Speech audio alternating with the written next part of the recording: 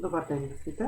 Јас сум Виолета Стевановска, оделенски наставник во четврто оделение во Основното училиште Свети Климент Охридски од Битола и денеска во нашата училница ќе ги усвоиме поимите народен јазик и литературен, односно стандарден јазик.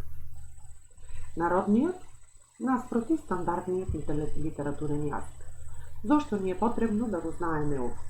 Затоа што треба да го разликуваме народниот од стандардниот јазик, да ги препознаваме оние зборови кои се изговорени на дијалект или на народен јазик и да знаеме што е стандарден јазик, односно како е официјалната комуникација, на кој јазик треба да зборуваме и како треба да пишуваме документи и да се изразуваме. Најпрво, за да можеме да видиме кој е народен јазик, каков е народниот јазик и зошто тој ни е потребен, а каков е стандардниот јазик, ќе започнеме со некои битни информации кои се однесуваат на народниот јазик.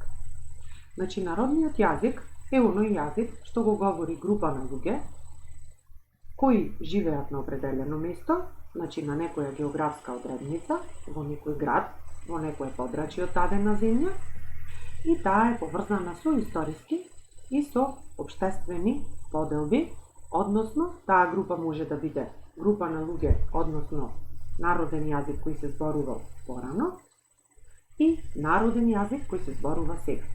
Обично, групата на јазици, односно јазикот, народниот јазик, кој го зборуваат граѓаните на одредена општина или граѓаните од некое село, се нарекува дијалект. И по него се препознатливи сите луѓе кои живеат на определено место. Например, Охридско-струшкото говорно подрачје е доста познато по нивниот народен јазик, затоа што на крајот од зборовите додаваат т. Имат, читат, пишуват и така натаму. Потоа, од Битолското говорно подрачје препознатливи се по тоа што ги кратат зборовите, односно ќојме, ќе дојме, пиши, наместо пишува и така натаму. Постојат и други дијалекти во нашата земја, меѓутоа потребно е на овој час да научиме дека тоа е народен јазик. Ајде да погледнеме една стихотворба која е напишана на народен јазик, односно онака како што се зборувало порано. Односно, овој народен јазик е поврзан со историјата. Значи, во минатото луѓето зборувале на народен јазик. Самовила оро вила на планина. Свекрва е викум викат, самовило снао мила. Пушчи оро, дојди дома. Од пиплачит мшко дете. А, свекрво мајко мила. Ке ти пушча овца с млеко, да нацицат мшко дете, ке ти пушча тивка роса, да искапит мшко дете, ке ти пушча тивки ветер, да залелјат мшко дете. Тука гледаме дека во оваа песна одредени зборови се напишани со црвена боја и тие се препознатливи затоа што се од народниот стандарден јазик. Самовила, оро вила. Вила значи дека самовилата играла оро. Оро вила на планина, значи орото го играла на планина. Свекрва е викум викат, низината свекрва и вика гласно.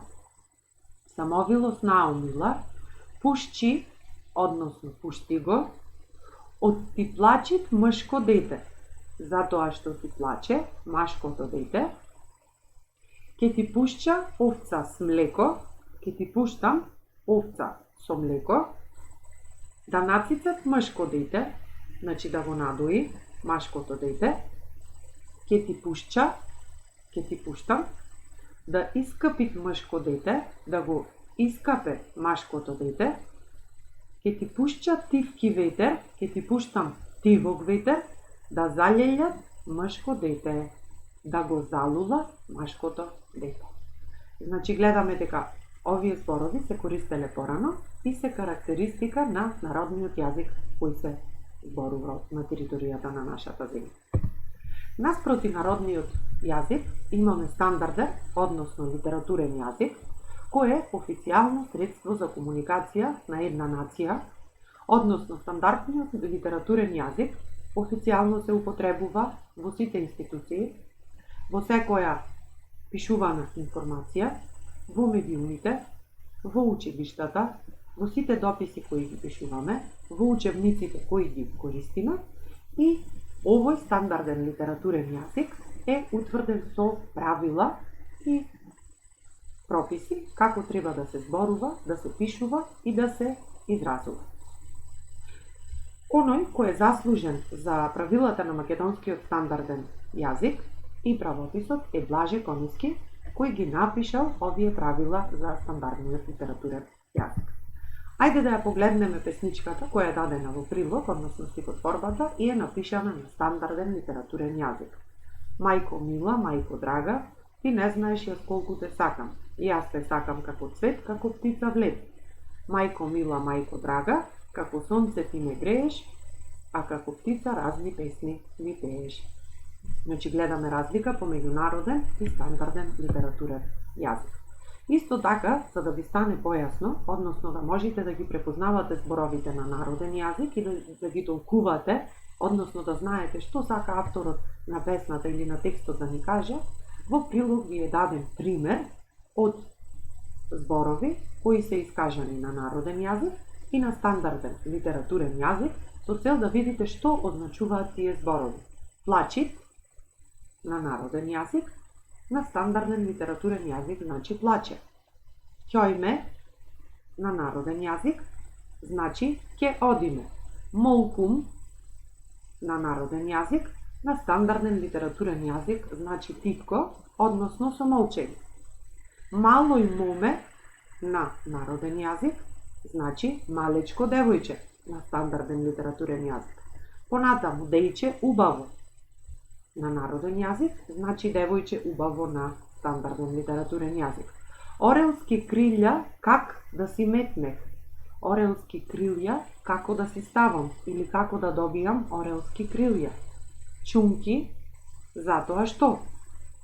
Исто така, сигурно, во говорот ви се познати уште многу такви зборови, на кои, кога ќе ги видите, ќе се присетите. Задача за вас.